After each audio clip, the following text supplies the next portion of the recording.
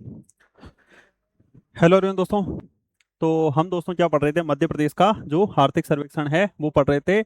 अब इसी के आगे दोस्तों हम क्या करेंगे, कंटिन्यू करेंगे।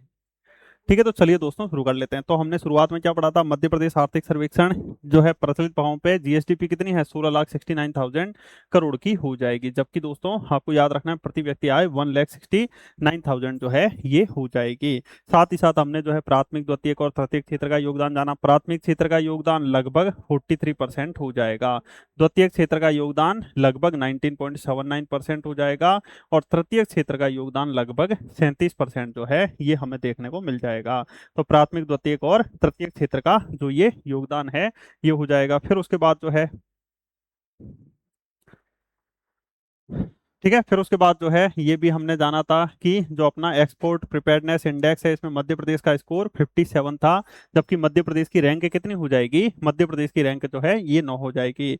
मध्य प्रदेश में टोटल 6 स्पेशल इकोनॉमिक जोन कौन कौन से हैं, तो पीथमपुर इंदौर में हो जाएगा, क्रिस्टल आईटी पार्क हो जाएगा, इन्फोसिस, यस, टीसीएस, और साथ ही साथ आपको ध्यान रखना है इम्पैक्ट से हो जाएगा। ठीक है, इम्पैक्ट से हो जाएगा। इसके अलावा दोस्तों शीर्ष निर्यातक जिले, सबसे ज्यादा निर्यात किस जिले में होता है, तो सबसे ज्यादा निर्यात धार जिले में होता है। जबकि सबसे ज्यादा जो निर्यात है ये धार जिले में होता है। और सबसे ज्यादा कौन सा उत्पाद निर्यात होता है, तो फार्मास्यूटिकल उत्पाद जो है ये निर्यात हो जाएगा। ठीक है, उसके बाद देखिए दोस्तों हमें 2024-25 जो है उसमें हमें सबसे ज्यादा जो है इतने करोड़ का निर्यात देखने को मिल गया था। फिर हमने प्राथमिक, द्वितीयक और तृतीयक क्षेत्रों के बारे में जाना। 6 विशेष आर्थिक क्षेत्रों के नाम कौन से हैं, इंदौर, पीथमपुर हो जाएगा, मतलब धार जिले में पीथमपुर है, पीथमपुर, क्रिस्टल आईटी पार्क हो जाएगा, इन्फोसिस हो जाएगा, यस हो जाएगा, इम्पैक्ट से हो जाएगा। ठीक है, ये ध्यान रखना।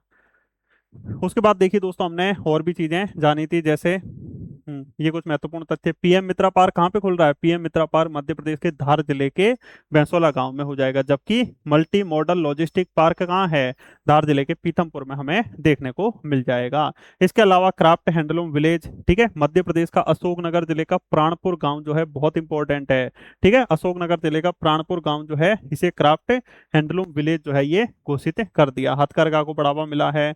इसके अलावा मध्य प्रदेश में कपड़ा उद्योग, इनके बारे में, सीएसआर के बारे में भी हमने थोड़ा थोड़ा बेसिक बेसिक जो है ये जान लिया। उद्यम क्रांति योजना खुद का रोजगार स्थापित करने के लिए एमएसएमई इकाइयों से रिलेटेड है। सबसे ज्यादा सूक्ष्म, लघु और मध्यम इकाइयों में मध्य प्रदेश में सबसे ज्यादा कौन सी इकाइयां हैं, सूक्ष्म इकाइयां लगभग 99.09%। इसके अलावा उद्योग वर्ष कब घोषित किया गया था, तो याद रखना सन 2025 में उद्योग वर्ष घोषित किया गया था। तो नई नई नीतियां भी आई थी, जैसे औद्योगिक प्रोत्साहन नीति हो जाएगी, जिसमें मध्य प्रदेश की जीएसडीपी में उद्योग जो है उनको 6 लाख करोड़ करने के लिए। ठीक है, ये क्या हो गया, हाँ, औद्योगिक प्रोत्साहन नीति हो जाएगी। ठीक है, निवेश संवर्धन नीति हमें देखने को मिल जाएगी। एमएसएमई नीति जो है ये हो जाएगी। मध्य प्रदेश में रसद नीति जो है ये 2025 हो जाएगी। ईवी नीति जो है ये भी हो जाएगी। ठीक है, तो ये हमने प्रमुख नीतियां। अच्छा, 2026 को कृषक कल्याण वर्ष घोषित किया, यानी किसानों के कल्याण के लिए बलराम कृषि महोत्सव जो है ये भी चल रहा है। और 2027 में युवा वर्ष, 2026 में कृषक कल्याण वर्ष है, और 2025 में आप सभी को याद रखना है उद्योग वर्ष जो है ये घोषित किया गया। ठीक है, तो ये हमने सारी चीजें जो है ये पढ़ ली थी। ठीक है, पारंपरिक उद्योग वगैरह ये सारी चीजें जो है ये हो गई थी। अब उसके बाद देखिए, हम्म सेवा क्षेत्र का योगदान जो है ये हमने देख लिया था। निर्यात जो है ये देख लिया था, धार जिले से सबसे ज्यादा होता है, और सबसे ज्यादा उत्पाद फार्मास्यूटिकल उत्पाद हो जाएंगे। कुल 6 स्पेशल इकोनॉमिक जोन जो है ये हमने देख लिया। अब आइए मध्य प्रदेश में हम निवेश के बारे में थोड़ा थोड़ा देख लेते हैं। ठीक है, मध्य प्रदेश में निवेश यानी इन्वेस्टमेंट हो जाएगा। तो देखिए दोस्तों, मध्य प्रदेश में निवेश प्रस्ताव, औद्योगिक नीति, निवेश प्रस्ताव की हम बात करें तो औद्योगिक नीति और निवेश प्रोत्साहन विभाग जो है डीआईपीआईपी द्वारा जो है ये निवेश को बढ़ावा दिया गया। साथ ही साथ अपने मध्य प्रदेश के भोपाल में सन 2025 में फरवरी में ग्लोबल इन्वेस्टर समिट जो है अपने भोपाल के इंदिरा गांधी मानव संग्रहालय जो है उसमें क्या हुआ था दोस्तों, ग्लोबल इन्वेस्टर समिट जो है ये आयोजित हुआ था। क्या हुआ था, ग्लोबल इन्वेस्टर समिट आयोजित हुआ था। और साथ ही साथ रीजनल इन्वेस्टर समिट जो है ये भी क्या हुए थे, आयोजित किए गए थे। और इन समिटों के माध्यम से राज्य को 30 लाख करोड़ रुपए के कुल निवेश जो है ये प्रस्ताव प्राप्त हुए। साथ ही साथ इनमें से 8.57 लाख करोड़ रुपए के निवेश जो है प्रस्ताव धरातल पर भी लागू हो चुके हैं। अब देखिए मध्य प्रदेश में प्रत्यक्ष विदेशी निवेश की हम बात करें तो डीपीआई हाई टी के अनुसार मध्य प्रदेश में वित्तीय वर्ष जो 2020-21 है, इससे 2024-25 के दौरान कुल एफडीआई प्रवाह 3950 करोड़ जो है ये रहा था। साथ ही साथ जनवरी 2022 से दिसंबर 22 के दौरान जो है मध्य प्रदेश में एफडीआई बढ़कर 1511.35 करोड़ रुपए जो है ये भी हो गया, जो 5 सालों में सर्वाधिक हो जाएगा। इसी तरह दोस्तों जनवरी 2025 से सितंबर 2025 तक 327 करोड़ जो है 327 करोड़ रुपए जो है उसका एफडीआई यानी प्रत्यक्ष विदेशी निवेश जो है ये हमें प्राप्त हुआ है। प्रमुख शहरों में हम बात करें तो एफडीआई निवेश का वितरण तो इंदौर में 135 करोड़, उज्जैन में 77 करोड़ और भोपाल में 58 करोड़ लगभग जो है ये हो जाएगा। अब राशि की हम बात करें तो ये आप देख सकते हो सबसे ज्यादा हमें प्रत्यक्ष विदेशी निवेश कब मिला, जनवरी 2022 से 2000 दिसंबर 2022 तक 1500 करोड़ का प्रत्यक्ष विदेशी निवेश, जबकि और जो है हर बार जो है कम ही मिला है। अब देखिए औद्योगिक निवेश संवर्धन हो जाएगा, जिसमें वित्तीय वर्ष 2025-26 में दिसंबर 2025 तक इकाइयों की संख्या जो है 196 हुई। कुल प्रस्तावित निवेश है 73 करोड़ हो गया और कुल प्रस्तावित रोजगार 81515। ठीक है, तो दिसंबर 2025 तक जो है इकाइयों की संख्या औद्योगिक निवेश संवर्धन के लिए 196 जो है ये हो गई। अब देखिए दोस्तों मध्य प्रदेश में निवेश निर्यात संवर्धन के लिए प्रमुख गतिविधियां भी है। जैसे मध्य प्रदेश में मैंने आपको बताया कि ग्लोबल इन्वेस्टर समिट जो है भोपाल में हुई, इसी तरह मध्य प्रदेश के प्रमुख जिलों में रीजनल इन्वेस्टर समिट भी हुई थी। यानी रीजनल स्तर पर इन्वेस्टर्स की समिट हुई, जो बड़े बड़े या छोटे छोटे जो उद्योगपति हैं वो भी इस रीजनल इन्वेस्टर समिट जो है उसमें आए थे। ठीक है, तो मध्य प्रदेश ने भारत में पहली बार रीजनल इंडस्ट्री कॉन्क्लेव की अवधारणा को मूर्त रूप दिया और अब तक मध्य प्रदेश में 7 से अधिक रीजनल इन्वेस्टर कॉन्क्लेव जो है ये हो चुके हैं। और ये प्रदेश के 7 संभाग मुख्यालयों उज्जैन, जबलपुर, ग्वालियर, सागर, रीवा, नर्मदा और शहडोल में जो ये है रीजनल इन्वेस्टर समिट आयोजित हुए। तो सबसे पहला रीजनल इन्वेस्टर समिट कहाँ पे हुआ, सबसे पहला रीजनल इन्वेस्टर समिट जो है ये आपको याद रखना है कहां पर हो गया था। तो सबसे पहला रीजनल इन्वेस्टर समिट जो है ये महाकाल की नगरी उज्जैन में हो गया था। ठीक है, कहां पर हुआ था, सबसे पहला रीजनल इन्वेस्टर समिट जो है महाकाल की नगरी उज्जैन में। 2 सेकंड रुकना जरा। हम्म, ठीक है दोस्तों, अब देखिए दोस्तों जो रीजनल इन्वेस्टर समिट है याद करना जरूरी है। देखिए सबसे पहला रीजनल इन्वेस्टर समिट कहाँ पर हुआ, महाकाल की नगरी उज्जैन। अब अपने मोहन यादव मुख्यमंत्री जो है कहाँ के हैं, उज्जैन, और महाकालेश्वर कहाँ के हैं, उज्जैन के महाकाल हो जाएंगे। तो उज्जैन में सबसे पहला जो है ये रीजनल इन्वेस्टर समिट जो है आयोजित हुआ था। दूसरा हम बात करें तो जबलपुर, तो देखो पहले में एक डंडा लेके दूसरे में विजुअल करो जबलपुर, जबलपुर हाई कोर्ट के बाहर जो है दो दो दिख रहा है, अब दो से ऐसे विजुअल कर लो बतखें, बतखें चल रही है हाईकोर्ट के बाहर और रीजनल इन्वेस्टर समिट के लिए उद्योगपति बैठे हैं। तो दूसरा कहां पर हुआ, जबलपुर में हुआ था। तीसरा हम बात करें तो ग्वालियर में रीजनल इन्वेस्टर समिट हुआ। तीसरा से कैसे याद रखें, तो ग्वालियर में सिंधिया जी हैं, सिंधिया जी चश्मा लगा के बैठे हैं और सामने लोग सिंधिया के सिंधिया विलास पैलेस जो महल है वहां पर बैठे हैं। तो तीसरा रीजनल इन्वेस्टर समिट कहां पर हुआ, ग्वालियर में। तो पहला कहां पर हुआ था, उज्जैन में, दूसरा कहां पर हुआ था, जबलपुर में, और तीसरा रीजनल इन्वेस्टर समिट जो है ये ग्वालियर में हो गया था। तो तीसरा कहां पर हो गया था, ग्वालियर में, पहला कहां हो गया था, जबलपुर में, और सॉरी पहला उज्जैन में, दूसरा जबलपुर में और तीसरा ग्वालियर में। चौथा रीजनल इन्वेस्टर समिट हम बात करें सागर, तो सागर से विजुअल करो समुद्र, समुद्र के किनारे हम जो है नाव चलाना चाहेंगे, तो ऐसे इस नाव को याद रखो, ऐसे विजुअल करो। तो इसमें फोर दिख रहा होगा, फोर, तो समुद्र के किनारे नाव चला रहे हैं, नाव में सारे उद्योगपति बैठे हैं। तो चौथा रीजनल इन्वेस्टर समिट सागर में हो जाएगा। पांचवा कहां पर हो जाएगा, रीवा में। पांचवा रीजनल इन्वेस्टर समिट कहां पर हो जाएगा, रीवा। रीवा से विजुअल करो कि एक रावी नाम का लड़का है, अब रावी नाम का जो लड़का है वो ऐसे हुक से लटकता हुआ आ गया और वहीं पर सारे उद्योगपति। तो पांचवा रीजनल इन्वेस्टर समिट रीवा में। छठा नर्मदापुरम होशंगाबाद, तो होशंगाबाद में दोस्तों जो है हम घूमने गए और सभी जो है उद्योगपति भी गए और वहाँ हॉकियां लेके गए, हॉकियां लेके गए। तो आपको याद रखना है छठा रीजनल इन्वेस्टर समिट कहाँ पर हुआ था दोस्तों, नर्मदापुरम में। छठा रीजनल इन्वेस्टर समिट कहाँ पर हुआ था? होशंगाबाद में हुआ था। तो पहला कहाँ हुआ था? उज्जैन में हुआ था। दूसरा कहाँ हुआ था? जबलपुर में हुआ था। तीसरा कहाँ हुआ था? ग्वालियर में। चौथा याद रखना दोस्तों कहाँ पर हो गया था? चौथा याद रखना है सागर में हो जाएगा। पांचवा रीजनल इन्वेस्टर समिट जो है ये रीवा में हो जाएगा। छठा रीजनल इन्वेस्टर समिट जो है ये नर्मदापुरम में हो जाएगा। उसके बाद देखिए सातवां रीजनल इन्वेस्टर समिट, सातवां साथ साथ सबको साथ साथ मिलकर काम करना है। तो सातवां रीजनल इन्वेस्टर समिट जो है कहाँ पर हो गया था? शहडोल में। सातवां रीजनल इन्वेस्टर समिट कहाँ पर हो गया था? तो याद रखना मध्य प्रदेश के शहडोल में सातवां रीजनल इन्वेस्टर समिट जो है ये हो गया था। उसके बाद देखिए आठवां रीजनल इन्वेस्टर समिट कहाँ पर हो गया था? रतलाम में। तो आठवां रीजनल इन्वेस्टर समिट याद रखना रतलाम में। तो रात को गए हाट यानी ठाठ से वहां पर बैठ गए थे। तो आठवां रीजनल इन्वेस्टर समिट जो है कहाँ पर हो जाएगा? तो याद रखना रतलाम में। रतलाम में जो है आठवां रीजनल इन्वेस्टर समिट हो गया था। ठीक है, याद रखना। और ग्लोबल इन्वेस्टर समिट कहाँ हुआ? भोपाल में। डेट इंपॉर्टेंट है, 24 से 25 फरवरी 2025 के मध्य जो ग्लोबल इन्वेस्टर समिट जो है ये भोपाल में हो गया। तो पहला रीजनल इन्वेस्टर समिट बोलते रहिए दोस्तों कहाँ पर हुआ? महाकाल की नगरी उज्जैन में हुआ। दूसरा रीजनल इन्वेस्टर समिट बत्ता कोर्ट के सामने जबलपुर में हुआ। तीसरा रीजनल इन्वेस्टर समिट जो है कहाँ पर हो गया था? तो तीसरा याद रखना ग्वालियर में हुआ। तो पहला उज्जैन में, दूसरा जबलपुर में, तीसरा ग्वालियर में हुआ। चौथा रीजनल इन्वेस्टर समिट कहाँ हुआ था? सागर में हुआ था। सागर समुद्र के किनारे नाव। पांचवा रीवा में। छठा होशंगाबाद में। सातवां शहडोल में। और आठवां रीजनल इन्वेस्टर समिट जो है ये रतलाम में हो गया। इस तरह दोस्तों 8 रीजनल इन्वेस्टर समिट जो है ये क्या हुए थे दोस्तों? आयोजित हुए थे। ठीक है।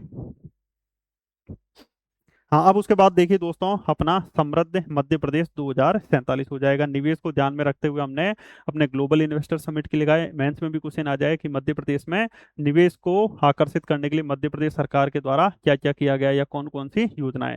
तो आप बता सकते हो दोस्तों मध्य प्रदेश में निवेश को आकर्षित करने के लिए हर 2 साल में ग्लोबल इन्वेस्टर समिट होता है, जिसमें 2023 का ग्लोबल इन्वेस्टर समिट इंदौर में हुआ। 2025 का ग्लोबल इन्वेस्टर समिट जो है ये मध्य प्रदेश में हुआ था। साथ ही साथ मध्य प्रदेश में रीजनल इन्वेस्टर समिट जो है अभी तक मध्य प्रदेश के 8 जिलों में हो गए थे, जिसमें सबसे पहले उज्जैन में, दूसरे नंबर पे जबलपुर, तीसरे नंबर पे ग्वालियर, चौथे नंबर पे सागर, पांचवें नंबर पे रीवा, छठे नंबर पे होशंगाबाद, सातवें नंबर पे शहडोल और 8वें नंबर पे रतलाम। और भी चीजें आपको जितनी याद आ रही है लिख सकते हो। अब आइए समृद्ध मध्य प्रदेश 2047 हो जाएगा। ठीक है, समृद्ध मध्य प्रदेश 2047, समृद्ध विकसित मध्य प्रदेश 2047 को ध्यान में रखते हुए अपना जो है एक दस्तावेज तैयार किया गया था। 1 नवंबर 2025 को मध्य प्रदेश के स्थापना दिवस अभ्युदय मध्य प्रदेश कार्यक्रम के तहत समृद्ध मध्य प्रदेश लाया गया, जिसमें मध्य प्रदेश को सुखद, संपन्न और सांस्कृतिक मध्य प्रदेश बनाने पर ध्यान दिया गया था। और ये विजन दस्तावेज जो है 8 प्रमुख विषयों के अंतर्गत 300 से अधिक कार्य बिंदुओं को सम्मिलित करता है, जिनमें आर्थिक, सामाजिक और प्रशासनिक सुधार जो है ये शामिल है। अब प्रमुख विषयों में निवेश प्रोत्साहन और औद्योगिकरण, सेवा आधारित वृद्धि, कृषि और संबद्ध क्षेत्र, शिक्षा, स्वास्थ्य और पोषण, शहरी और ग्रामीण अधोसंरचना, सुशासन और नागरिक सेवाएं तथा नवाचार आधारित विनिर्माण मैन्युफैक्चरिंग शामिल है। निवेश का लक्ष्य की हम बात करें तो निवेश और औद्योगिकीकरण को बढ़ावा देने के लिए 2029 तक जो है 27.2 लाख करोड़ रुपए और 2047 तक जो है ये जो है 2047 तक जो है 250 लाख करोड़ रुपए के निवेश का लक्ष्य भी रखा गया है। ठीक है, इन लक्ष्यों की प्राप्ति के लिए 35 नए उच्च उत्पादक औद्योगिक क्षेत्रों का भी विकास किया गया। 2 प्रमुख औद्योगिक गलियारों में स्मार्ट औद्योगिक टाउनशिप की भी स्थापना की गई है। ठीक है, ये ध्यान रखना। साथ ही साथ देखिए मध्य प्रदेश में निवेश के संवर्धन के लिए प्रमुख गतिविधियां भी चलाई गई, जैसे विक्रम उत्सव। अपने विक्रम उत्सव जो है ये याद रखना कहाँ पर? नई दिल्ली में अप्रैल 2025 में आयोजित किया गया, पर्यटन और निवेश के अवसरों को बढ़ावा देने के लिए। प्रसंस्करण उद्यमियों का सम्मेलन नरसिंहपुर में हुआ था। अब नरसिंहपुर में आप सभी को पता है गन्ना होता है, हर होता है, तो फूड प्रोसेसिंग के लिए प्रसंस्करण उद्योगपतियों का सम्मेलन नरसिंहपुर में हुआ। आध्यात्मिक और कल्याण शिखर सम्मेलन उज्जैन में। प्लास्टिक रिसाइकलिंग और सस्टेनेबिलिटी वैश्विक सम्मेलन नई दिल्ली में हो जाएगा। क्षेत्रीय उद्योग कौशल और रोजगार सम्मेलन रतलाम में हो जाएगा। स्टेट हंगर उद्यमी संवाद कार्यक्रम भोपाल में। ग्लोबल आउटरीच शिखर सम्मेलन जो है ये नई दिल्ली में हो जाएगा। उद्यमियों के साथ संवाद कार्यक्रम सीहोर में हो जाएगा। ठीक है, सीहोर में क्या हो जाएगा दोस्तों? उद्यमियों के साथ एक संवाद कार्यक्रम हो जाएगा। इसके अलावा BEML उद्घाटन समारोह रायसेन में, थोड़ा थोड़ा पढ़ लीजिए। राउंड टेबल बैठक भोपाल में, रक्षा विक्रेता विकास बैठक भोपाल में, पीएम मित्रा पार्क आउटरीच कार्यक्रम नई दिल्ली, जो अपने पीएम मित्रा पार्क धार में खुल रहा है। अभ्युदय मध्य प्रदेश 1 नवंबर 2000 को अभ्युदय मध्य प्रदेश कार्यक्रम चला था, जिसके तहत समृद्ध मध्य प्रदेश, ये विकासशील मध्य प्रदेश 2047 की भी अवधारणा इसमें रखी गई थी। ठीक है। हाँ, अब देखिए वर्ष 2025-26 जो है नवंबर तक, इसमें मध्य प्रदेश में से लगभग 4308 करोड़ का आईटी आयात यानी आना निर्यात दर्ज जो है ये किया गया, जो मुख्यतः इंदौर और भोपाल से दोस्तों क्या हुआ, संचालित हुआ। साथ ही साथ जून 2025 तक मध्य प्रदेश में प्रति 100 जनसंख्या पर 59.18 इंटरनेट सब्सक्राइबर हैं उपलब्ध। समझ रहे हो दोस्तों, 100 जनसंख्या तो 100 में से 60 लोग जो हैं ये इंटरनेट सब्सक्राइबर हो जाएंगे। साथ ही साथ ये important business reform action plan, ठीक है। बिजनेस के रिफॉर्म के लिए एक्शन प्लान की हम बात करें तो ब्राप 2024 के अंतर्गत मध्य प्रदेश तो है इसने 97% अनुपालन प्राप्त कर राष्ट्रीय स्तर पर 5वां स्थान जो है हासिल किया है बिजनेस में जो रिफॉर्म हो रहे हैं। ठीक है, बिजनेस में जो रिफॉर्म हो रहे हैं उसके लिए जो प्लान ब्राप जो 2024 है, इसमें मध्य प्रदेश ने 5वां स्थान हासिल किया है। कुल निवेश प्रस्ताव भी हो जाएगा। ठीक है, साथ ही साथ राष्ट्रीय ओडीओपी पुरस्कार 2024 हो जाएगा। इसमें मध्य प्रदेश को जो है रजत पुरस्कार मिला है, किसमें, राष्ट्रीय ओडीओपी पुरस्कार 2024 में हो जाएगा। ठीक है, इसके अलावा गुना में इंपॉर्टेंट है, जून 2025 में गुना में आयोजित धनिया निर्यात संवर्धन कार्यक्रम जो है ये आयोजित किया गया था, जिसमें धनिया का जो है उसको निर्यात किया जाए। साथ ही साथ गुना के धनिया को, गुना के कुंभराज के जो धनिया है इसे जीआई टैग में मिला है, और गुना के धनिया को ओडीओपी में भी शामिल किया गया। ठीक है, गुना के धनिया जो है, गुना का धनिया जो है इसे याद रखना, गुना के धनिया को ओडीओपी 1 डिस्ट्रिक्ट 1 प्रोडक्ट में भी शामिल किया गया, और साथ ही साथ गुना में आयोजित धनिया निर्यात संवर्धन कार्यक्रम जो है ये भी आयोजित किया गया। ठीक है, उसके बाद देखिए इंदौर में दोस्तों मेटेक्सिल सेमिनार आयोजित किया गया था। मार्च 2025 में हम बात करें तो भोपाल में महिला सशक्तिकरण महासम्मेलन जो है इसके दौरान प्रधानमंत्री के समक्ष ओडीओपी प्रदर्शन, ये इतना महत्वपूर्ण नहीं है तो आपको ये जरूर याद रखना है अच्छे से। ठीक है, हाँ, अब देखिए ये क्वेश्चन पूछा गया है एमपीपीएससी के एग्जाम में कि व्यावसायिक सुधार कार्य योजना ब्रेप 2022 में कौन सा दर्जा मध्य प्रदेश को प्राप्त हुआ। ये तो पुराना है पर 2024 से। ठीक है, व्यावसायिक सुधार कार्य योजना 2024 के अनुसार मध्य प्रदेश टॉप अचीवर्स की श्रेणी में रहा है। किसमें रहा है दोस्तों, मध्य प्रदेश टॉप अचीवर्स की श्रेणी में रहा है। नेक्स्ट क्वेश्चन पूछा गया था कि वर्ष 2025 जो है उसमें ग्लोबल इन्वेस्टर समिट कब आयोजित किया गया, डेट पूछ ली गई। देखो 24 से 25 जनवरी, 24 से 25 फरवरी, 24 से 25 मार्च या 24 से 25 अप्रैल। तो याद रखना 24 से 25 फरवरी जो है उसको ग्लोबल इन्वेस्टर समिट, ठीक है, GIS यानी ग्लोबल इन्वेस्टर समिट जो है ये आपको ध्यान रखना है 24 से 25 फरवरी को आयोजित की गई थी। उसके बाद देखिए व्यावसायिक सुधार कार्य योजना 2020 के लिए राज्यों के मूल्यांकन में मध्य प्रदेश टॉप अचीवर्स में रहा था। ठीक है, इसके अलावा ये एफडीआई के संदर्भ में ये भी क्वेश्चन अच्छा खासा पूछा गया है। चलिए दोस्तों, अब देखिए, अब आइए मध्य प्रदेश में कनेक्टिविटी कनेक्टिविटी की हम बात करें तो सड़क नेटवर्क की बात करें तो अपने मध्य प्रदेश में नेशनल हाईवे, स्टेट हाईवे, जिला सड़कें और अन्य ग्रामीण सड़कें हमें देखने को मिल जाएगी। तो आर्थिक सर्वेक्षण 2025-26 के अनुसार मध्य प्रदेश में सड़क घनत्व कितना है, 26.20 किलोमीटर प्रति 100 वर्ग किलोमीटर में।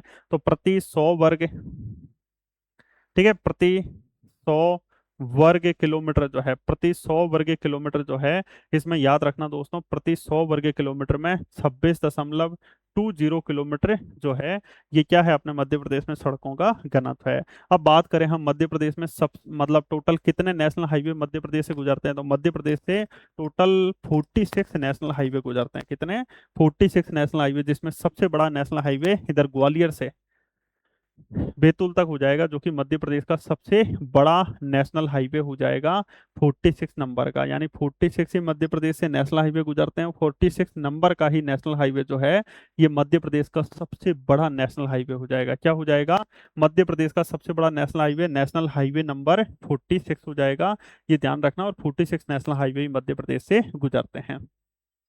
जबकि 135 BB सबसे छोटा नेशनल हाईवे हो जाएगा। और ये नेशनल हाईवे ना ग्वालियर, भोपाल होते हुए, अब्दुल्लागंज, होशंगाबाद होते हुए ये आगे बढ़ता है। ये नेशनल हाईवे आपको याद रखना है, ठीक है। अब देखिए 2025-26 के आर्थिक सर्वेक्षण के अनुसार 30 नवंबर 2025 तक कुल सड़क नेटवर्क कितना है? 77,268। ठीक है, साथ साथ यानी 77,268 किलोमीटर क्या है दोस्तों? कुल सड़क नेटवर्क। ये डेट है, मतलब ये इंपॉर्टेंट है, याद रखना है। तो कुल सड़क नेटवर्क कितना है? साथ साथ 77,268 किलोमीटर जो है कुल सड़क नेटवर्क हो जाएगा। ठीक है, कुल सड़क नेटवर्क कितना है? तो 77,268 किलोमीटर है, जिसमें से नेशनल हाईवे 9278, इसको याद करो। हमने कहा नेशनल हाईवे पे हम स्पीड से जाएंगे और 9 2 11 हो जाएंगे, साथ साथ जाएंगे 8 यानी 68 से। तो 9278 क्या है? 9 2 11। तो 9278 नेशनल हाईवे की लंबाई है। टोटल मध्य प्रदेश में कितने किलोमीटर सड़कें? 77,268 किलोमीटर, जिसमें से 9278 किलोमीटर नेशनल हाईवे है। राज्य राजमार्ग 10,000, 10 बहाने बना के राज्य राजमार्ग यानी 10,465 किलोमीटर राज्य राजमार्ग की लंबाई है, जबकि कुल लंबाई 77,268, नेशनल हाईवे की लंबाई 9278। मुख्य जिला सड़कें 22,517 हो जाएगी। तो 22,517 क्या है? मुख्य जिला सड़कें। स्टेट हाईवे 10,465 किलोमीटर है। मुख्य जिला सड़कें कितनी है? 22,517 किलोमीटर हो जाएगी। नेशनल हाईवे कितने? 9278 हो जाएंगी। ग्रामीण और अन्य जिला सड़कों की हम बात करें तो 35,008 हो जाएंगे। ठीक है, तो थोड़ा थोड़ा याद रखो। 77,268 किलोमीटर में क्या है? टोटल लंबाई 9278 किलोमीटर में national highway. State highway 10,465 kilometre हो जाएगी। जिला सड़कों की हम बात करें तो 22,517 हो जाएगी। ग्रामीण और अन्य जिला सड़कों की 35,008 किलोमीटर हो जाएगी। ठीक है, अब फोर लेन सड़कों में राष्ट्रीय राजमार्ग की कुल लंबाई हम बात करें तो 5967 किलोमीटर है। इसमें फोर लेन नेशनल हाईवे की लंबाई 4572 हो जाएगी। ठीक है, न्यू डेवलपमेंट बैंक के ऋण से 5812 करोड़ लागत की 884 किलोमीटर लंबाई वाली 14 सड़कों के निर्माण को मंजूरी मिली है। इसके अलावा एक्सप्रेसवे हम देखें तो बहुत इंपॉर्टेंट है, ये याद रखना। एक्सप्रेसवे की हम बात करें तो लगभग 3368 किलोमीटर, 3368 किलोमीटर राजमार्ग विकास के विभिन्न चरणों में, जिसमें सबसे लंबा एक्सप्रेसवे नर्मदा नदी के पास बनेगा, नर्मदा प्रगति पथ हो जाएगा। ठीक है, तो जो ये नर्मदा प्रगति पथ है ना, 867 किलोमीटर है। 867 किलोमीटर नर्मदा प्रगति पथ जो है ये सबसे लंबा क्या हो जाएगा? एक्सप्रेसवे हो जाएगा। इसके अलावा अटल प्रगति पथ इधर चंबल संभाग से होते हुए जाएगा। मध्य भारत विकास पथ मध्य भारत में बुंदेलखंड विकास पथ हो जाएगा। विंध्य प्रगति पथ हो जाएगा और मालवा निमाड़ विकास पथ हो जाएगा। ठीक है, ध्यान रखना। ठीक है, हाँ। अब उसके बाद देखिए लोकपथ एक एप्लीकेशन है, पीडब्ल्यूडी के द्वारा ये क्रियान्वित होता है। कौन सा? लोकपथ हो जाएगा। इसके द्वारा मध्य प्रदेश सरकार द्वारा सड़क रखरखाव और प्रबंधन को बढ़ाने के लिए मोबाइल एप्लीकेशन है। ठीक है, तो जो लोकपथ एप्लीकेशन है, सड़क किस तरह क्या है, सारी चीजें हैं। तो मध्य प्रदेश सरकार के द्वारा सड़क का रखरखाव और मैनेजमेंट को बढ़ाने के लिए एक मोबाइल एप्लीकेशन है। कौन सा? लोकपथ एप्लीकेशन हो जाएगा। ठीक है, और इसका क्रियान्वयन कौन करता है? पीडब्ल्यूडी विभाग हो जाएगा।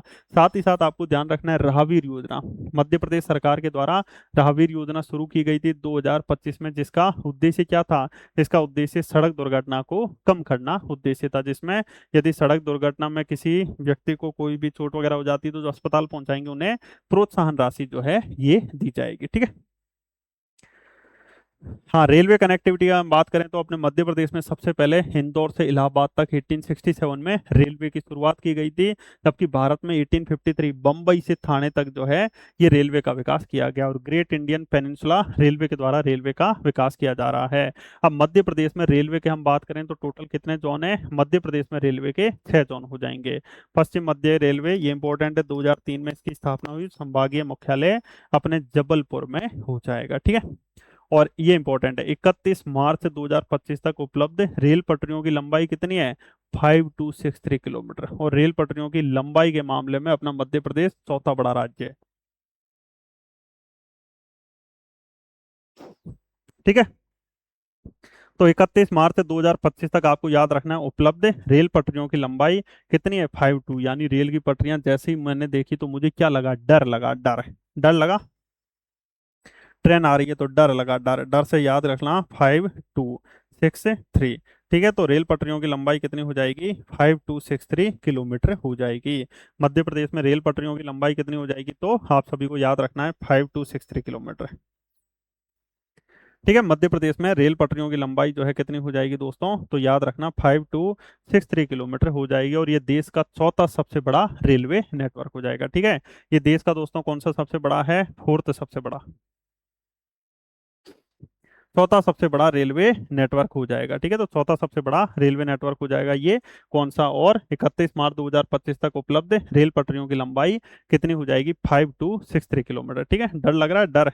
ठीक है, तो 5263 किलोमीटर जो है मध्य प्रदेश में रेल पटरियों की लंबाई हो जाएगी। और चौथा, चौथा से विजुअल करो, चार, चार को मैंने याद करने का तरीका बताया था, ये चार दिख रहा है, और इसमें से नाव। ठीक है, तो रेल पटरियों में ऐसे विजुअल करो, एक बड़ी सी नाव आ गई। तो रेल पटरियों की लंबाई के मामले में मध्य प्रदेश का चौथा स्थान है। रेल पटरियों की लंबाई मध्य प्रदेश में आर्थिक सर्वेक्षण 2025-26 के अनुसार कितनी है? डर 5263 किलोमीटर हो जाएगा। अच्छा, टोटल सड़कों की लंबाई कितनी है? 77,263 किलोमीटर। याद है या भूल भाल गए इतनी जल्दी? ठीक है, 77,268 किलोमीटर है। नेशनल हाईवे 92 कितने हो जाएंगे? 78 हो जाएंगे। ठीक है, 10,465 किलोमीटर स्टेट हाईवे। मुख्य जिला सड़कें 22,517 किलोमीटर हो जाएंगी। ठीक है, और रेलवे कनेक्टिविटी में याद रखना मध्य प्रदेश में रेलवे पटरियों की लंबाई कितनी है? डर लगा, डर 5263 किलोमीटर, और रेलवे पटरियों के मामले में मध्य प्रदेश का स्थान चौथा हो जाएगा। सबसे ज्यादा रेलवे पटरियों की लंबाई यूपी में हो जाएगी। साथ ही साथ मध्य प्रदेश शासन की राहगीर योजना, इसको राहत की जगह राहगीर योजना कर लो। ठीक है, तो राहगीर योजना का संबंध किससे है? सड़क दुर्घटना से संबंधित हो जाएंगी। ठीक है, अब भारतीय रेलवे द्वारा कौन कौन सी नई पहल की गई ये हम देखते हैं। अमृत भारत स्टेशन योजना हो जाएगी। ठीक है, अमृत भारत स्टेशन योजना की शुरुआत कब की गई? 2022 में। 2022 कौन सा ईयर है? 2023 को मिलेट वर्ष घोषित किया गया। उससे पहले वाला ईयर कौन सा है दोस्तों? 2022। तो 2022 में जो है अमृत भारत स्टेशन योजना, और इस स्टेशन योजना के तहत जो है ये नए, उन स्टेशनों जो पुराने स्टेशन हो चुके हैं उनको तोड़ के अब नए स्टेशन विकसित किए जाएंगे, और बहुत सारे नए स्टेशन विकसित किए भी गए हैं, आपको पता होगा। ठीक है, तो स्टेशनों के आधुनिकीकरण के लिए इस नीति की संकल्पना की गई, और मध्य प्रदेश में अमृत भारत स्टेशन योजना के लिए 80 से अधिक स्टेशनों का चयन जो है ये किया गया है। ठीक है, उसके बाद देखिए वंदे भारत एक्सप्रेस है। मध्य प्रदेश की पहली वंदे भारत एक्सप्रेस 1 अप्रैल 2023 को दिल्ली से भोपाल के बीच वंदे भारत एक्सप्रेस चली थी, जिसकी जो स्पीड है 160 किलोमीटर प्रति घंटे की रफ्तार से चल रही है। बहुत ही अच्छी है वंदे भारत एक्सप्रेस जो है। ठीक है, तो मध्य प्रदेश की पहली वंदे भारत 1 अप्रैल 2023 से चली थी। ठीक है, 1 अप्रैल 2023 से मध्य प्रदेश की सबसे पहली वंदे भारत ट्रेन जो है चली थी दिल्ली और भोपाल के बीच। मेक इन इंडिया पहल पर ये आधारित है। इसके बाद एक स्टेशन एक उत्पाद जो है बजट 2022-23 में बात की गई कि एक स्टेशन एक उत्पाद योजना शुरू की जाएगी। ठीक है, ये ध्यान रखना। मध्य प्रदेश में 57 स्टेशनों का चयन किया गया। अब आइए वायु कनेक्टिविटी की हम बात करें तो अपने राज्य में जो है ये 8 हवाई अड्डे अभी पूरी तरह बने नहीं है, जिसमें देखो पूरी तरह जहाँ पे परिचालन के रूप में है, वो इंदौर, भोपाल, ग्वालियर, जबलपुर, खजुराहो और रीवा हो जाएगा। ठीक है, सतना और दतिया जो है अभी 7वें और 8वें हवाई अड्डे बन रहे हैं यहाँ पे, मतलब एक तरह से हवाई जहाज की कनेक्टिविटी नहीं हुई पर हवाई अड्डा ऑलमोस्ट बन गया है। ठीक है, तो ये आपको ध्यान रखना है। 4 बड़े महानगरों में हवाई अड्डे हैं, इंदौर, भोपाल, ग्वालियर, जबलपुर, और खजुराहो जोड़ दो और रीवा जोड़ दो। अभी सतना और दतिया में हवाई अड्डे जो हैं पूरी तरह परिचालन में नहीं आए हैं। साथ ही साथ इंदौर, देवास, उज्जैन क्षेत्र में एक अंतर्राष्ट्रीय हवाई अड्डे सहित एयरोट्रोपोलिस यानी एयरपोर्ट सिटी जो है ये भी विकसित की जा रही है। देखो इंदौर के आसपास उज्जैन है, देवास है। ठीक है, तो इंदौर, देवास, उज्जैन वाला क्षेत्र है ना, इनके लिए एक अलग से दोस्तों अंतर्राष्ट्रीय हवाई अड्डे सहित जो है ये एयरपोर्ट सिटी जो है विकसित की जा रही है। उसके बाद देखिए ग्रीनफील्ड एयरपोर्ट पॉलिसी 2008 में शुरू की गई। पर्यटन को बढ़ावा और धार्मिक पर्यटन स्थलों तक बेहतर कनेक्टिविटी के लिए हो जाएगा। इसके अलावा दोस्तों हेलीपैड सेवा की शुरुआत की गई, जैसे प्रधानमंत्री श्री धार्मिक पर्यटन हेली सेवा, उज्जैन और ओमकारेश्वर ज्योतिर्लिंग को जोड़ना। प्रधानमंत्री श्री पर्यटन वायु सेवा मध्य प्रदेश के 8 पर्यटन स्थलों भोपाल, इंदौर, ग्वालियर, जबलपुर, उज्जैन, रीवा और सिंगरौली और खजुराहो को ये जोड़ती है प्रधानमंत्री श्री पर्यटन वायु सेवा। तो इंदौर, भोपाल, ग्वालियर, जबलपुर, इसके अलावा रीवा, सिंगरौली और खजुराहो हो जाएगा। ठीक है, उसके बाद देखिए दोस्तों, पीएम गति शक्ति योजना हो जाएगी। इसकी शुरुआत 13 अक्टूबर 2021 को हो गई थी। पीएम गति शक्ति योजना की शुरुआत कब हो गई थी? 13 अक्टूबर 2021 को। और इसका उद्देश्य मल्टी मॉडल कनेक्टिविटी को बढ़ावा देना है। तो पीएम गति शक्ति योजना की शुरुआत कब हो गई? 13 अक्टूबर 2021 को हो गई थी। और इसका उद्देश्य प्रत्येक रेलवे स्टेशन को एक प्रचार केंद्र के रूप में बनाना और स्थानीय और स्वदेशी विनिर्माण मैन्युफैक्चरिंग उत्पादों को प्रदर्शित करना है, पीएम गति शक्ति योजना का। ठीक है। इसके अलावा logistics is across different states, यानी ये इसका संचालन 2018 में शुरू किया गया वाणिज्य और उद्योग मंत्रालय के द्वारा। इसका उद्देश्य राज्यों और केंद्र शासित प्रदेशों में जो लॉजिस्टिक की अवसंरचना है, ठीक है, जैसे मल्टी मॉडल लॉजिस्टिक पार्क जो है ये पीथमपुर में बन रहा है, तो लॉजिस्टिक की अवसंरचना, प्रक्रियाओं और नीति क्रियान्वयन का मूल्यांकन और सुधार करना। ये क्वेश्चन आ चुका है। ठीक है। इसकी पूरी अवसंरचना वगैरह संभालने की जिम्मेदारी किसको दी गई? लीड्स, यानी आपको लीड करना है, आठ यानी ठाठ से बैठ के। तो लीड्स यानी logistics is across different states, logistic, ठीक है, logistic is across different states हो जाएगा। लीड्स, लीड्स की शुरुआत कब की गई थी? याद रखना, सन 2018 में लीड्स की शुरुआत जो है ये की गई थी। इसका संचालन वाणिज्य और उद्योग मंत्रालय भारत सरकार के द्वारा किया गया। इसमें राज्यों और केंद्र शासित प्रदेशों में लॉजिस्टिक्स अवसंरचना, प्रक्रियाओं और नीति क्रियान्वयन का मूल्यांकन और सुधार किया गया। ठीक है। मध्य प्रदेश की उपलब्धि हम बात करें तो लीड्स 2024 में मध्य प्रदेश को लैंड लॉक्ड श्रेणी में फास्ट मूवर राज्य के रूप में जो है ये सम्मानित किया गया। तो अपना मध्य प्रदेश जो है लैंड लॉक्ड श्रेणी में फास्ट मूवर राज्य के रूप में मध्य प्रदेश को सम्मानित किया गया है लीड्स में। ठीक है। तो ये जो लॉजिस्टिक चीजें जो है उसकी अवसंरचना, प्रक्रिया और नीति क्रियान्वयन का मूल्यांकन और सुधार करेगा, लीड्स हो जाएगा। ठीक है। भारतीय रेलवे रिपोर्ट 2023-24 के अनुसार रेल नेटवर्क की दृष्टि से मध्य प्रदेश का देश में कौन सा स्थान है दोस्तों? अभी भी बताया था मैंने, कौन सा स्थान हो जाएगा? ठीक है। तो अपना मध्य प्रदेश का कौन सा स्थान हो जाएगा? फोर्थ स्थान हो जाएगा। ठीक है। कौन सा हो जाएगा? फोर्थ स्थान। आप सभी को अच्छे से याद रखना है। मध्य प्रदेश सरकार की राहगीर योजना सड़क दुर्घटनाओं से संबंधित है। राहगीर योजना का संबंध दोस्तों किससे है? सड़क दुर्घटनाओं से संबंधित हो जाएगा। ठीक है। हम्म। अब उसके बाद आइए अपने मध्य प्रदेश में हम पर्यटन की बात करें। तो पर्यटन से रिलेटेड मेंस में क्वेश्चन पूछा गया है, जैसे मध्य प्रदेश की अर्थव्यवस्था में पर्यटन उद्योग जो है उसकी भूमिका का उल्लेख कीजिए। साथ ही साथ मध्य प्रदेश सरकार पर्यटन सुविधा बढ़ाने के लिए क्या क्या नीतिगत प्रयास कर रही है, ऐसे दो क्वेश्चन जो है ये पूछे गए हैं। तो अब देखिए दोस्तों, हम पर्यटन की बात करें, पर्यटन की बात करें तो वर्ष 2025 यानी नवंबर 2025 तक जो है ये अपने मध्य प्रदेश में कुल 13.18 करोड़ जो है पर्यटक आए। तो हमने कहा कि अपने मध्य प्रदेश की महाकाल की नगरी उज्जैन, चित्रकूट, ठीक है, मैयर में नहीं घूमे तो इसमें तेरा काटा मेरा कुछ नहीं जाता। तो महाकाल की नगरी उज्जैन में सबसे ज्यादा पर्यटक आए और अपने मध्य प्रदेश में लगभग नवंबर 2025 तक 13.18 करोड़ पर्यटक, यानी 13 करोड़ पर्यटक जो है ये अपने मध्य प्रदेश में आए थे। कब? नवंबर 2025 तक। ठीक है। नवंबर 2025 तक मध्य प्रदेश में याद रखना 13 करोड़ पर्यटक जो हैं ये आए हैं, जिनमें से 13.16 करोड़ पर्यटक घरेलू और 1.65 लाख पर्यटक जो है ये विदेशी आगंतुक हो जाएंगे। ठीक है। तो मध्य प्रदेश में टोटल कितने पर्यटक आए? 13.18 करोड़ हो जाएंगे, जिसमें से 13.16 करोड़ पर्यटक घरेलू और 1.65 लाख जो है ये विदेशी आगंतुक हो जाएंगे। और पिछले 5 वर्षों में राज्य में पर्यटकों की जो संख्या है उसमें 66.065% की जो है ये वृद्धि हुई थी। ठीक है। तो अपने मध्य प्रदेश में जो पर्यटक कितना है? 13.18 करोड़ जो है ये अपने पर्यटक अपने मध्य प्रदेश में है, जिसमें से 13.16 करोड़ पर्यटक जो है घरेलू और 1.65 लाख पर्यटक जो है ये विदेशी आगंतुक थे। और पिछले 5 वर्षों में राज्य में पर्यटकों की जो संख्या है ये 66% बढ़ गई। सबसे ज्यादा पर्यटक कहाँ है? महाकाल की नगरी उज्जैन, फिर चित्रकूट और फिर अपना मैयर में हो जाएगा। महाकाल की नगरी उज्जैन में अपना महाकालेश्वर है, मंगलनाथ मंदिर है, काल भैरव है, ठीक है, संदीपनी आश्रम है, जंतर मंतर अपने मध्य प्रदेश का एकमात्र जंतर मंतर यही वैदिक गढ़ी हमें उज्जैन में हो जाएगी, कालिदास अकादमी उज्जैन में हो जाएगी। बहुत सारी चीजें हैं। कभी आप उज्जैन घूमने जाओ ना दोस्तों तो इन सभी जगह जरूर जाना। उज्जैन में वैसे टेकरी है जो कि अशोका ने अपनी प्रिय पत्नी श्री देवी की याद में बनवाई थी। ठीक है। फिर दूसरे नंबर पे अपने मध्य प्रदेश के सतना जिले में चित्रकूट हो जाएगा, मंदाकिनी नदी के तट पर। भरत मिलाप मंदिर, हनुमान धारा, कामदगिरी मंदिर, हनुसुईया का आश्रम, राम घाट सब यहीं पर होगा। और मैयर शारदा माता का मंदिर मैयर जिले में, ठीक है। कुल पर्यटकों का 42% पर्यटक उज्जैन में आए। टोटल पर्यटक कितने हैं अपने मध्य प्रदेश में? 13.18 करोड़, नवंबर 2025 तक के डाटा के अनुसार। विदेशी पर्यटकों की संख्या भी 2021 में 41,000 लगभग थी, तो बढ़कर 2025 में 1.65 लाख, यानी विदेशी पर्यटक भी अपने मध्य प्रदेश में आ रहे हैं, ठीक है।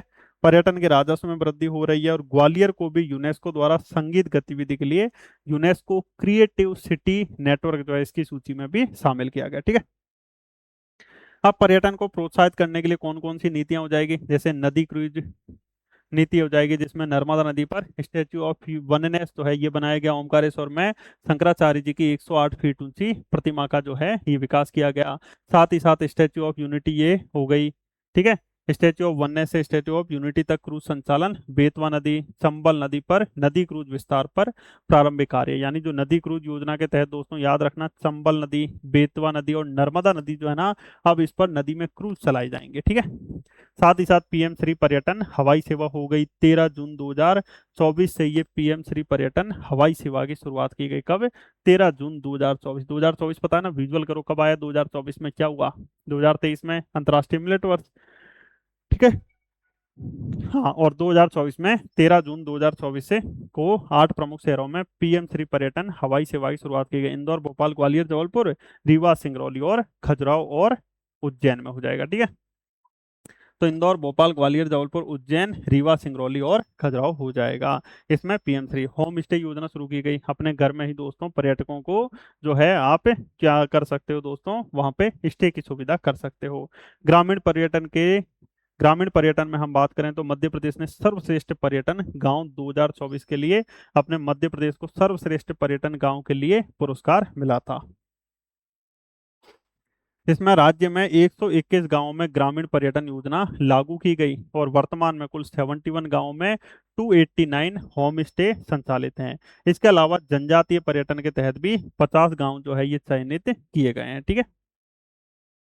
हाँ, अब इम्पोर्टेंट है, भारत सरकार के पर्यटन मंत्रालय ने ग्रामीण पर्यटन परियोजना के तहत चयनित 3 गांवों में साबरवानी, लाडपुरा को जिम्मेदार पर्यटन की श्रेणी में सर्वश्रेष्ठ पर्यटन गांव 2024 का पुरस्कार दिया।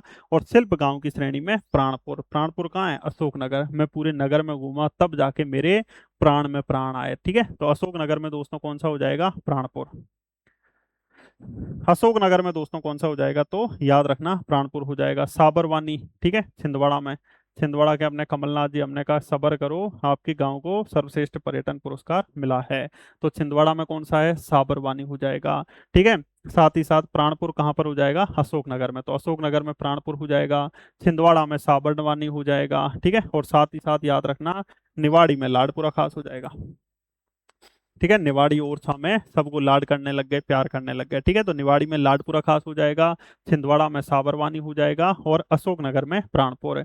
तो अशोकनगर में प्राणपुर, छिंदवाड़ा में साबरवानी और निवाड़ी में क्या हो जाएगा? लाडपुरा खास हो जाएगा, ठीक है। इनको सर्वश्रेष्ठ पर्यटन गांव याद रहेगा ना। जैसे ही मैं छिंदवाड़ा बोलता हूँ तो आपको दिखना चाहिए, ये जैसे मध्य प्रदेश का मैप है, ठीक है। छिंदवाड़ा जैसे ही बोलो तो सबर करो, तो छिंदवाड़ा में कौन सा हो जाएगा? साबरवानी, ठीक है। निवाड़ी में कौन सा हो जाएगा? निवाड़ी लाड लाड कर रहे हैं, ठीक है। तो निवाड़ी में लाडपुरा खास हो जाएगा। जबकि अशोकनगर में याद रखना दोस्तों कौन सा हो जाएगा? प्राणपुर हो जाएगा, ठीक है। अशोकनगर में प्राणपुर हो जाएगा, छिंदवाड़ा में साबरवानी हो जाएगा और निवाड़ी में लाडपुरा खास हो जाएगा, ठीक है। इनको सम्मानित किया गया। हमसफर परियोजना, तो हमसफर परियोजना का कार्यान्वयन राज्य के पर्यटकों को मुख्य रूप से विकलांग पर्यटकों को बिना किसी कठिनाई के पर्यटन स्थलों की यात्रा करने के लिए आवश्यक सुविधाएं प्रदान करता है, ठीक है। साथ ही साथ समय पर पर्यटन को बढ़ावा देने के लिए पर्यटन नीतियां भी आई थी। तो जो 2016 में पर्यटन नीति आई थी, इसे 2025 में जो है ये संशोधित करके नई पर्यटन नीति लागू की गई। तो 2025 में उद्योग वर्ष था, तो उद्योगों को बढ़ावा देने के लिए नई नई बहुत सारी नीतियां आई थी। पर्यटन नीति, औद्योगिक संवर्धन नीति, निवेश प्रोत्साहन नीति, ईवी नीति हो जाएगी, ठीक है।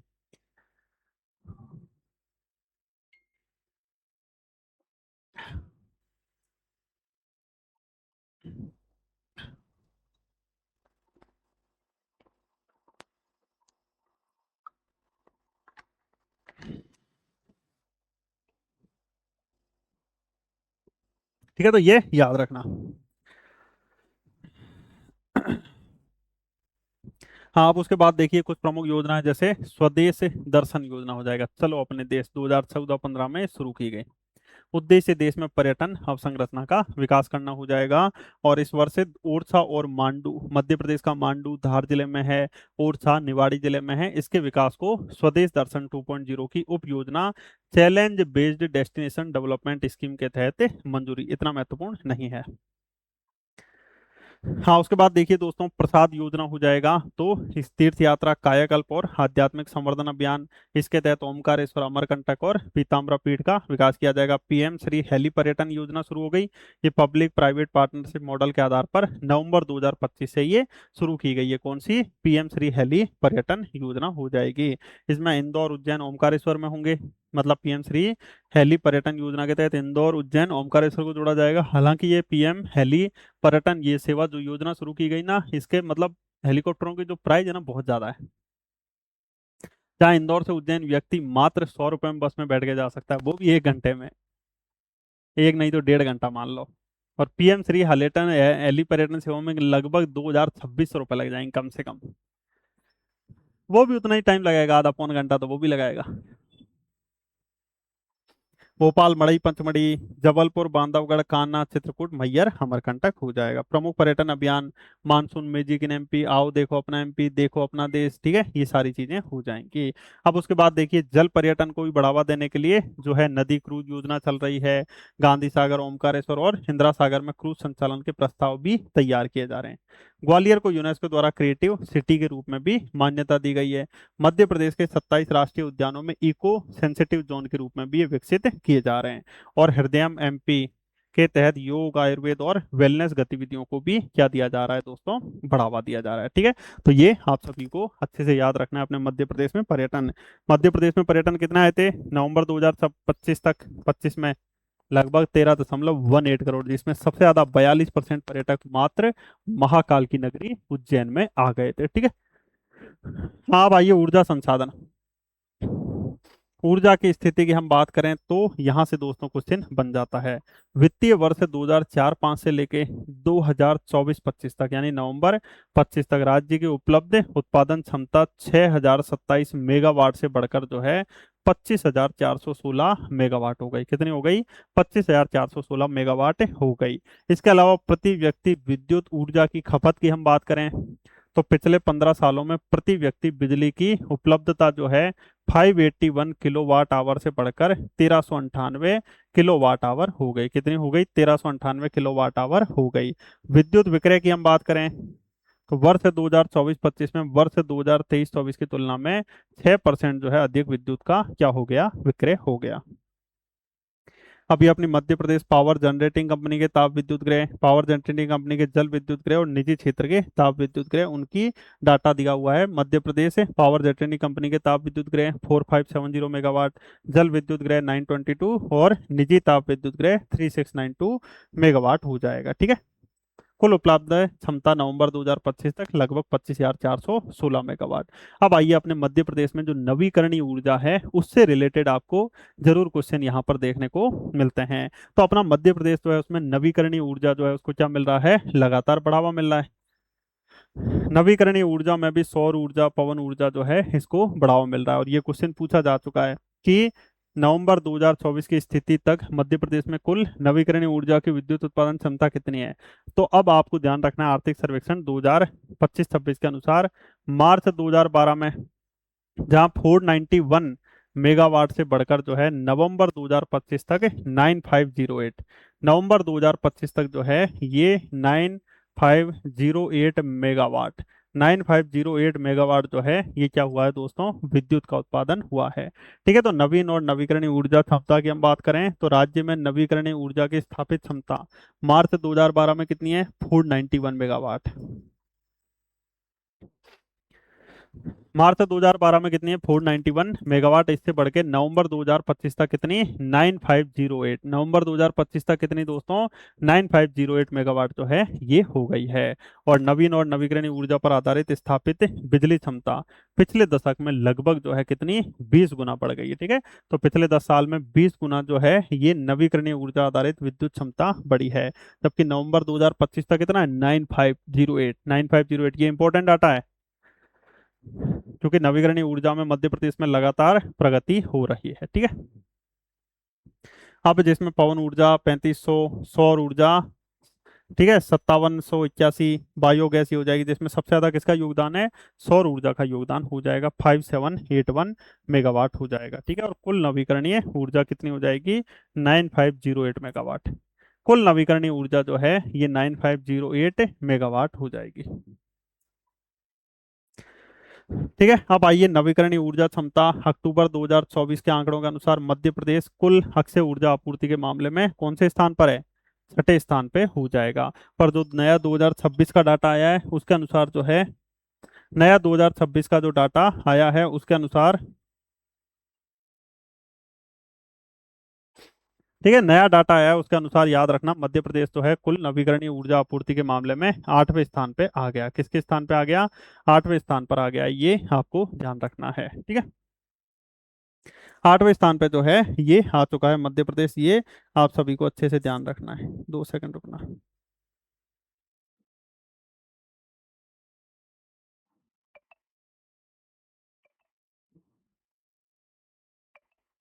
2 सेकंड रुकना।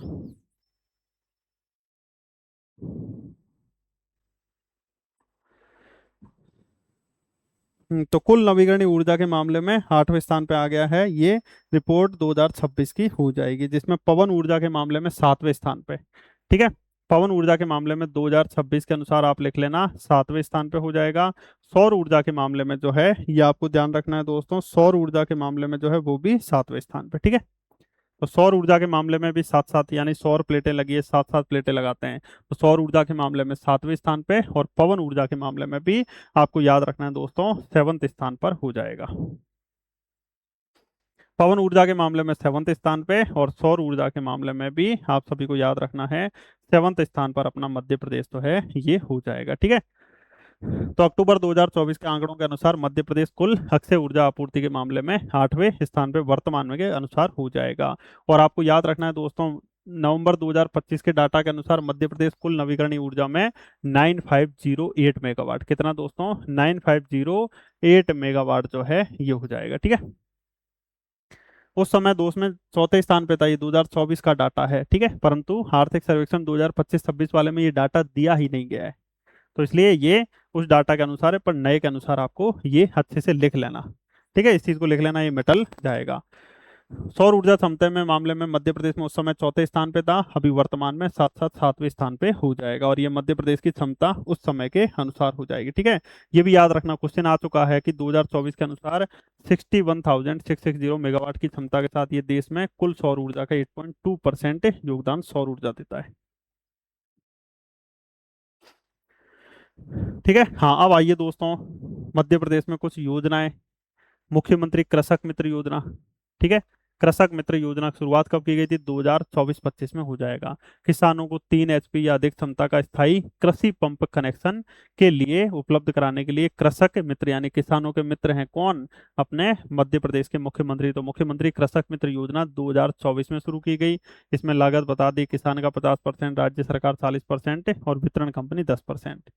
ठीक है, इसमें सोलर पंप को शामिल कर प्रधानमंत्री कृषक मित्र सूर्य योजना भी लागू की जाएगी। तो ये मुख्यमंत्री जो कृषक मित्र योजना है ना, इसमें प्रधानमंत्री कृषक मित्र सूर्य योजना भी लागू की जाएगी।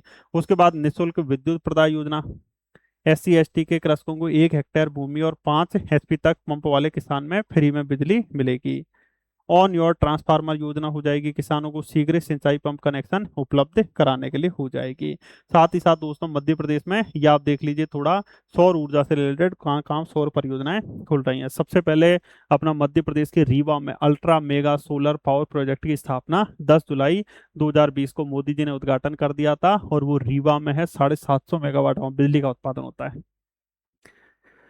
इसके अलावा मध्य प्रदेश के आपको याद रखना, इन क्षेत्र में आगर मालवा हो, चाहे शाजापुर हो, चाहे नीमच मंदसौर साइड हो, मुरैना साइड हो, यहाँ पर सौर ऊर्जा परियोजनाएं बन रही हैं। जैसे आगर शाजापुर नीमच सौर परियोजना, ठीक है। तो आगर मालवा, शाजापुर और नीमच में सौर परियोजनाएं जो है आरंभ हो रही है कब? 2020 से। ठीक है। तो सौर ऊर्जा उत्पादन को बढ़ावा देने के लिए आगर मालवा, शाजापुर, नीमच सौर ऊर्जा परियोजना है। आगर नीमच सौर पार्क का उद्घाटन 20 दिसंबर 2024 को किया गया आगर मालवा में, ठीक है। Agar solar park 550, Neemuch solar park जो है 330 और लाभार्थी उत्पादित विद्युत राज्य सरकार और भारतीय रेलवे को उपलब्ध कराई जाएगी। शाजापुर सोलर परियोजना क्षमता 625 मेगावाट हो जाएगी। ओमकारेश्वर में तैरता हुआ सौर ऊर्जा संयंत्र जो है ये बन रहा है, ठीक है। इसमें क्षमता 278 मेगावाट और भी ये बड़ा बन रहा है, ठीक है। तो ये विश्व की सबसे बड़ी तैरती हुई सौर ऊर्जा परियोजनाओं में से एक है अपनी ओमकारेश्वर। तो ओमकारेश्वर, शाजापुर, आगर मालवा, नीमच, यहाँ पे सौर ऊर्जा पार्क या सौर ऊर्जा परियोजनाओं से रिलेटेड चीजें चल रही है, ठीक है। हाँ, अब आइए दोस्तों, अटल गृह ज्योति योजना 2019 में चालू की गई थी। अटल गृह ज्योति योजना 150 यूनिट तक बिजली खपत वाले घरेलू उपभोक्ताओं के लिए ये योजना शुरू की गई, जिसमें पहले 100 यूनिट का बिल मात्र 100 रुपए जो है ये आएगा।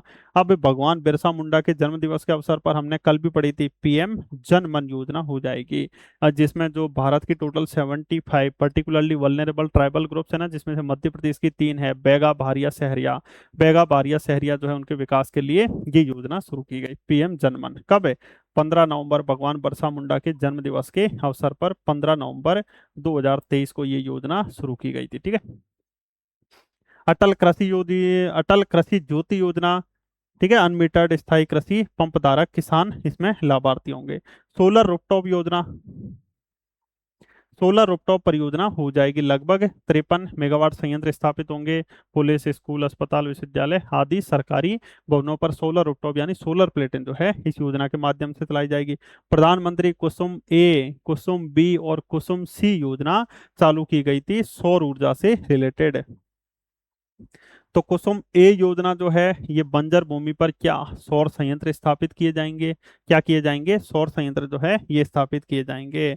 और 5 किलोमीटर की परिधि में किसानों को बंजर या कम उपजाऊ भूमि पर सौर ऊर्जा संयंत्र स्थापित कर किसानों को सौर ऊर्जा का लाभ दिया जाएगा। सौर ऊर्जा प्रधानमंत्री कुसुम योजना जो बी है ये सिंचाई हेतु सोलर पंप स्थापित करेंगे। यहाँ सौर प्लेटें, सौर संयंत्र लगेगा ए में, बी में क्या लगेंगे? सोलर पंप लगेंगे, ठीक है। बी में क्या लगेंगे? सोलर पंप लगेंगे, ये याद रखना। हाँ, अब उसके बाद देखिए, धरती आबा जनजातीय ग्राम उत्कर्ष अभियान, ठीक है। ये इंपॉर्टेंट है, धरती आबा जनजातीय ग्राम उत्कर्ष अभियान। तो धरती आबा जनजातियों के ग्राम के उत्कर्ष के लिए ये अभियान की जो शुरुआत है सन 2024 में हो गई थी। इसमें भारत सरकार के द्वारा जो आदिवासी बहुल गांव है, जिसमें 500 या अधिक की आबादी वाले और कम से कम जिसमें 50% अनुसूचित जनजाति के लोग रहते हों, उन आदिवासी गांवों को क्या जो है आर्थिक रूप से मजबूत किया जाएगा, इसी के लिए ये योजना शुरू की गई। तो क्वेश्चन आया था एमपीपीएससी के एक एग्जाम में कि धरती आबा जनजातीय जो ग्राम उत्कर्ष अभियान योजना जो है, इस योजना के माध्यम से जो गांव होंगे उसकी क्या कंडीशन है? तो 500 या अधिक आबादी वाले गांव है जिसमें 50% जो है वो अनुसूचित जनजाति वाले लोग होने चाहिए, वो इस धरती आबा जनजातीय ग्राम उत्कर्ष अभियान योजना के तहत आएंगे, ठीक है। और ये प्रधानमंत्री कुसुम योजना सी हो गई, ग्रिड से जुड़े कृषि पंपों को, जो कृषि पंप पहले से उनको सौर ऊर्जा से जोड़ना। तो प्रधानमंत्री कुसुम योजना ए, सौर संयंत्र लगाना। प्रधानमंत्री कुसुम योजना बी, सौर पंप लगाना। और प्रधानमंत्री कुसुम योजना जो सी है उसमें दोस्तों क्या करना, जो पहले से पंप है उसको सौर पंप, सौर ऊर्जा के पंपों में बदलना हो जाएगा, ठीक है। ये सभी को समझ में आ चुका होगा। अब उसके बाद देखिए दोस्तों, ऊर्जा साक्षरता अभियान, ऊर्जा साक्षरता अभियान हो जाएगा, ठीक है। ऊर्जा साक्षरता अभियान ऊषा ऐप 25 नवंबर 2021 को लॉन्च हुआ। इसका उद्देश्य क्या है? ग्लोबल वार्मिंग और जलवायु परिवर्तन के प्रति जागरूकता के लिए ऊर्जा साक्षरता अभियान। अब दोस्तों, मध्य प्रदेश में ऊर्जा के लिए नवीन और नवीकरणीय ऊर्जा नीति 2025 में आई। मध्य प्रदेश पंप हाइड्रो परियोजना योजना 2025 में, और बायोमास परियोजना भी 2025 जो है उसमें आ गई थी। ठीक है, तो ये अपनी मध्य प्रदेश की नवीकरणीय ऊर्जा और ऊर्जा के बारे में याद रखना। सौर ऊर्जा, पवन ऊर्जा की हम बात करें तो अपने मध्य प्रदेश के देवास जिले के जाम गोदरानी में 1995 में सबसे पहले पवन चक्कियां स्थापित की गई थी। कब की गई थी? तो याद रखना, अपने मध्य प्रदेश के देवास जिले के जाम गोदरानी में जो है ये सबसे पहले पवन चक्कियां स्थापित की गई। कहाँ पे? तो देवास के जाम गोदरानी में। कहाँ पर? देवास के जाम गोदरानी में। याद रखना, सबसे पहले क्या की गई? पवन चक्कियां स्थापित की गई। क्या की गई दोस्तों? पवन चक्कियां जो है ये देवास के जाम गोदरानी में सबसे पहले स्थापित की गई है। साथ ही साथ अपने मध्य प्रदेश का औसत सतही जल प्रवाह का 75% जो है ये वर्षा पर निर्भर है। ठीक है, अपने मध्य प्रदेश का जो औसत सिंचाई क्षमता की अब हम बात करते हैं। सिंचाई क्षमता की हम बात करें तो अपने मध्य प्रदेश का औसत सतही जल प्रवाह का 75% किस पे है? जो सतही जल प्रवाह है उसका 75% अपने वर्षा पर ही निर्भर है, जो लगभग 81.500 एमसीएम है, जिसमें से 56800 राज्य को आवंटित किया गया और शेष पड़ोसी राज्यों के साथ साझा होता है। राज्य का भूजल इतना होने का अनुमान है और राज्य में लगभग 3956 किलोमीटर नदियों की टोटल लंबाई हम बात करें तो 3956 किलोमीटर हो जाएगी। अब मध्य प्रदेश में वृहद सिंचाई परियोजनाएं हैं, मध्यम है और लघु सिंचाई। जहां 10,000 हेक्टेयर से अधिक कृषि योग्य भूमि है वहां पे वृहद सिंचाई परियोजनाएं, फिर 2000 से 10,000 के बीच मध्यम सिंचाई परियोजनाएं, और फिर लघु सिंचाई परियोजनाएं। ठीक है, तो लघु सिंचाई परियोजनाएं, मध्यम सिंचाई परियोजनाएं और वृहद सिंचाई परियोजनाएं। लघु सिंचाई परियोजनाएं 2000 हेक्टेयर या उससे कम, मध्यम सिंचाई परियोजना 2000 से 10,000, और 10,000 से ज्यादा जो है वृहद सिंचाई परियोजनाएं हो जाएंगी। अब सिंचाई क्षमता में हर वर्ष लगातार जो है ये वृद्धि भी हमें देखने को मिल रही है। मेजर, मीडियम और माइनर जो योजनाएं हैं इनमें भी लगातार जो है ये वृद्धि हो रही है। रबी फसल के लिए सिंचाई क्षमता, ठीक है, और ये खरीफ की फसल के लिए सिंचाई क्षमता जो है ये विकसित हो जाएगी, मेजर, मीडियम और माइनर के लिए हो जाएगी। अब आइए दोस्तों, नदी जोड़ो परियोजना। अपने भारत की मध्य प्रदेश की सबसे बड़ी नदी जोड़ो परियोजना कौन सी है? केन बेतवा लिंक परियोजना हो जाएगी। कौन सी हो जाएगी दोस्तों? तो मध्य प्रदेश की सबसे पहली नदी जोड़ो परियोजना की हम बात करें तो याद रखना केन बेतवा लिंक परियोजना हो जाएगी। ठीक है, कैन बेतवा लिंक परियोजना हो जाएगी। तो कैन नदी आपको याद रखना है इधर कटनी से, कैन नदी आप सभी को याद रखना है कटनी से निकलती है, और बेतवा नदी जो है वो रायसेन जिले के कुमरा गांव से निकलती है। तो रायसेन जिले के आप सभी को याद रखना है जो कुमरा गांव है उससे बेतवा नदी निकलती है, जबकि कैन नदी जो है ये कटनी से निकलती है। तो कैन और बेतवा को दोनों को जोड़ने के लिए कैन बेतवा लिंक परियोजना जो है इसकी शुरुआत की गई है। ठीक है, तो 25 दिसंबर सन 2024 को इसकी आधारशिला मध्य प्रदेश के छतरपुर जिले के खजुराहो से की गई। इसका उद्देश्य एमपी और यूपी को सिंचाई, पेयजल और विद्युत आदि उपलब्ध कराना है। इसमें दोस्तों क्या बनेगा, इधर छतरपुर के आसपास एक दोदन बांध का निर्माण हो रहा है। ठीक है, छतरपुर के आसपास जो है ये किसका निर्माण हो रहा है? दोदन बांध का, कैन या उसकी सहायक नदी पर दोदन बांध का निर्माण हो रहा है। और इससे दोस्तों कैन नदी और जो बेतवा नदी इन दोनों के मध्य दोस्तों एक नहर टाइप बना दी जाएगी। ठीक है, नहर टाइप बना दी जाएगी। अब जिस नदी में जो जिस तरह पानी ज्यादा है या बाढ़ की संभावना, तो उससे दूसरी नदी में पानी जो है पहुंचा दिया जाएगा। तो दो नदियों को जोड़ने के लिए कैन बेतवा लिंक परियोजना मध्य प्रदेश की सबसे पहली या भारत की सबसे पहली नदी जोड़ो परियोजना हो जाएगी। पहले चरण में दोदन बांध का निर्माण और कैन नदी से बेतवा नदी तक लिंक नहरों का निर्माण। दूसरे चरण में बेतवा बेसिन में बीना कॉम्प्लेक्स, कोटा बैराज और लोअर और परियोजनाओं का क्या किया जाएगा? निर्माण किया जाएगा। ठीक है, ध्यान रखना। लाभान्वित जिले कौन कौन से हो जाएंगे? छतरपुर, पन्ना, टीकमगढ़, निवाड़ी और दमोह, विदिशा, रायसेन, सागर, शिवपुरी और दतिया, ये प्रमुख क्या हो जाएंगे? लाभान्वित जिले हो जाएंगे। ठीक है, अब ऊर्जा और जल लाभ की हम बात करें तो मध्य प्रदेश में 103 मेगावाट पन बिजली और 27 मेगावाट सौर ऊर्जा का उत्पादन होगा। ठीक है, तो ये नॉर्मल नॉर्मल पढ़ लीजिए। अब देखिए तापी बेसिन मेगा रिचार्ज परियोजना, तो अपनी 10 मई 2025 को मध्य प्रदेश और महाराष्ट्र के बीच एमओयू पे हस्ताक्षर हुए, जिसमें ताप्ती नदी बेसिन में भूजल पुनर्जरण और सिंचाई सुविधा को बढ़ावा देने के लिए। साथ ही साथ पार्वती काली सिंध चंबल परियोजना, ठीक है, पार्वती नदी, काली सिंध, चंबल, चंबल नदी की सहायक नदियां काली सिंध नदी, पार्वती। पार्वती नदी सीहोर से निकलती है, काली सिंध नदी देवास जिले से निकलती है, और चंबल नदी इंदौर के मऊ की जानापाव पहाड़ियों से निकलती है। तो इनको जोड़ने के लिए तो परियोजना के अंतर्गत 17 परियोजना और राजस्थान की पूर्वी राजस्थान नहर परियोजना इसमें शामिल है। ठीक है, लगभग 72 करोड़ का ये जो है लागत है इसमें प्रस्तावित है, जिसमें मध्य प्रदेश में लागत लगभग 35 करोड़ है। और मध्य प्रदेश में लगभग 6.11 लाख हेक्टेयर नए क्षेत्र में सिंचाई और उद्योगों के लिए ये पानी उपलब्ध रहेगा। ठीक है, तो ये लाभान्वित जिले मध्य प्रदेश के इधर दोस्तों पश्चिमी जिले हो जाएंगे भिंड, मुरैना, ग्वालियर से ऊपरी गुना, भिंड, श्योपुर, इंदौर, उज्जैन, धार, आगर मालवा, शाजापुर, देवास और राजगढ़। ठीक है, नॉर्मल पढ़ लीजिए। अब आइए अन्य कार्यक्रमों में हम बात करें तो अटल भूजल योजना हो जाएगी 2020 से 2025 के बीच। जल संरक्षण और भूजल सुधार के उद्देश्य से ये शुरू की गई। इसमें भारत सरकार और वर्ल्ड बैंक द्वारा 50-50 के अनुपात में 314 करोड़ रुपए लगाए जाएंगे। मध्य प्रदेश के क्षेत्रों की हम बात करें तो बुंदेलखंड के 6 जिले सागर, दमोह, छतरपुर, पन्ना, टीकमगढ़ और निवाड़ी जो हैं वो इस अटल भूजल योजना के तहत आ जाएंगे, यानी जल का संरक्षण करने के लिए अटल भूजल योजना। त्वरित सिंचाई लाभ कार्यक्रम की शुरुआत की गई, हर खेत को पानी मिले, कमांड क्षेत्र विकास और जल प्रबंधन हो जाएगा। राष्ट्रीय जल विज्ञान परियोजना वर्ल्ड बैंक की सहायता से 6 अप्रैल 2016 को ये स्वीकृति मिली है।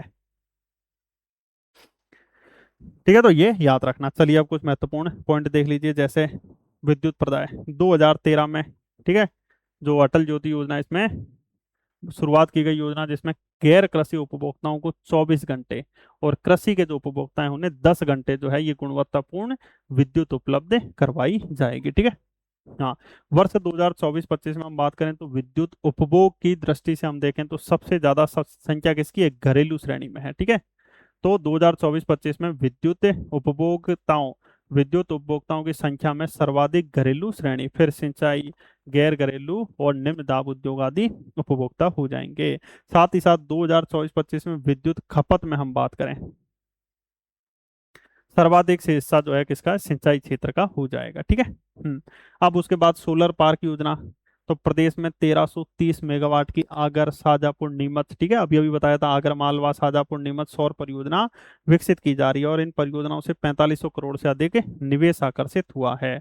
और इन सोलर पार्कों से उत्पादित बिजली का उपयोग मध्य प्रदेश की विद्युत वितरण कंपनियों और भारतीय रेलवे को होगा। मुरैना में भी सौर ऊर्जा परियोजनाएं जो हैं ये लगाई जा रही हैं। ठीक है, इसके बाद प्रधानमंत्री सूर्य घर मुफ्त बिजली योजना, ठीक है, जिसमें लगभग प्रदेश में 76,000 घरों पर 292 मेगावाट क्षमता के सोलर रूफटॉप संयंत्र विकसित किए जाएंगे। अब ये क्वेश्चन पूछा गया था, मध्य प्रदेश शासन की मुख्यमंत्री कृषक मित्र योजना किस विभाग से संबंधित है, ये क्वेश्चन आया था। ठीक है, सांची को सोलर सिटी के रूप में विकसित किया गया, 8 मेगावाट क्षमता का यहाँ सौर ऊर्जा संयंत्र लगा, जिससे पूरी सांची को बिजली मिलती है। ठीक है, तो ये हो जाएगा। अब देखिए दोस्तों, अब आगे बढ़ते हैं। अब नगरीय अधोसंरचना विकास, तो आज की क्लास में जो है आज हम यहीं तक रहने देते हैं। अब नगरीय अधोसंरचना का विकास जो है ये हम आगे कल की क्लास में अच्छे से क्या करेंगे, कवर करेंगे। और मैं आशा कर रहा हूँ कि आपको एक एक चीज अच्छे से समझ में आई होगी, याद हुई होगी, बार बार रिविजन करना, जिससे चीजें आपको अच्छे से समझ में आ जाएंगी। चलिए फिर अब मिलते हैं नेक्स्ट क्लास में। सो थैंक यू फ्रेंड्स, जय हिंद, जय भारत।